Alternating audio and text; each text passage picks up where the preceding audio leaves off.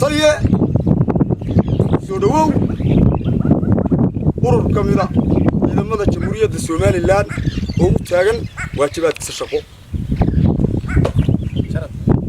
taliyaha guutada 130aad ee ciidamada qalabka sida ee Soomaaliland gaar ahaan ciidamada Buuhoodle oo ka hadlay dhaqdhaqaaqyo ay maamulka Puntland ka wado deegaamada Buuhoodle maalmihii ugu dambeysay taliyaha guutadaasi ayaa ka waramay dhaqdhaqaaqyada ay ciidamada Puntland ay ka wado gudaha magaalada Buuhoodle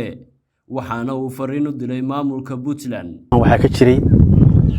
deegaanka buuq fara badan deegaankanuna deegaan u baahan buuq maaha dadka buuqa wadaana waa dad aan deegaanka waxba ugu filay ummaduna waxa soconaya ee ka soconaya deegaanka ciidamadan iyo dadkan soconaya waxay ku kicinayaan xaalad nabadgelyo darro deegaanka nabadgelyadiisu waa cid gacanta ku haysa looma baahna qof meel ka yimid oo garowga ka yimid masaafada aynu isla ognahay soo maray waxaan uga turanaa anagu dhibaatada ay qabaan inaan dhibaato ugu darin iyana waxaan u sheeganaa deegaanka inay ka daayaan khalkhalka deegaankan waa deegaan xasaasi ah kama ogolaanano ninaan waxba ka oolin inuu khalkhal ku abuuro shacabka deegaanka annagoo ku shaqaynana rabitaanka shacabka ilaalinana darisyada dhinacyada naga xigay waxaan u sheeganaa dhammaan dadka maalin oo dhan meediyaha ka buuqaya in laga waantoobo buuqan faraha badan iyo kicintan faraha badan ee aan soconayn 2 minute hadii la isu yimaado waxaanu faranaa inay ka tanaasulaan u turaan deegaanka iyo dadka iyo naftoodaba aad baan u ilaalinanaa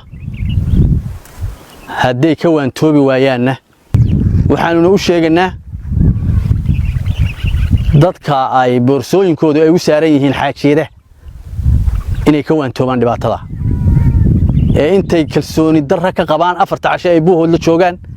boorsadu ay u saaran tahay baabuurta meeshan waxa ka mas'uul ah deegaankan Soomaaliland waxa uga mas'uul ah wasiir qambi ninku astaysan nabad weey nin aad u ilaalinaya deegaanka iyo darisyada weey dadkuna waxa la garanayo inay garan waayaan maaha aad bay nasiib darro u tahay nin kasta ha ka hadlo Buuhoodle wasiir qambi iyo ciidankana ka mas'uul ammaankeeda iyo xasiloontiisaba aad waxaan ugu baaqayaa reer Buuhoodle nabadgelyo wax la siistaa ma jireen nabadgelyada dhammaan ilkaha iyo gacmaha iyo afka waa in la isugu geeyaa